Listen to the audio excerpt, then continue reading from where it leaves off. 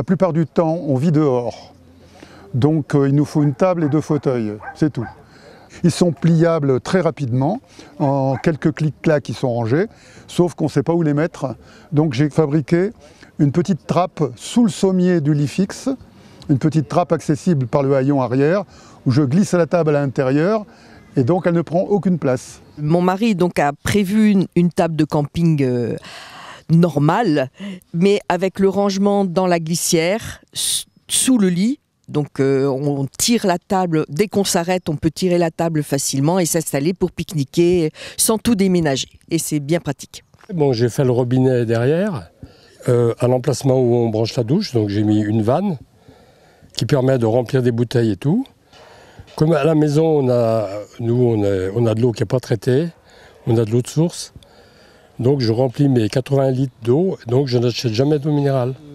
Ah bah le petit porte-torchon, la petite barre pour mettre le torchon, la petite penderie externe. Et à la place de l'ancienne penderie, des petits rayons pour mettre les vêtements comme il faut. Bon, moi j'ai mis une petite échelle que j'ai adaptée parce qu'elle était trop longue. J'ai adapté au niveau longueur et puis avec 2 crochets et voilà. Pour le toit, j'ai mis des crochets pour les sangles de toit, pour éviter de défaire les sangles des coinceurs. Ça, c'est bien pratique parce que remettre une sangle dans un coinceur, c'est pas évident. Je me suis aperçu qu'il y avait un espace entre l'arrière de la porte et les meubles, ce qui permet de mettre des petits éléments pliants comme un seau pliant de 10 litres, une moustiquaire à aliments lorsqu'on est dans une zone à mouches, si on pose ça sur la table, si on est amené à faire autre chose. Et puis ce qui est bien pratique aussi, c'est le marchepied, un revêtement inox sur le pare-choc plastique, donc ça c'est une sorte d'une protection. Et puis il y avait aussi pile poil l'emplacement du rideau de douche, et donc on optimise vraiment la place qu'il y a entre la porte et le meuble.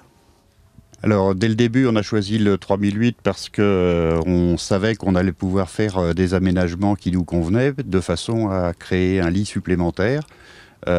Qui nous permet l'autonomie nocturne indépendante entre mon épouse et moi.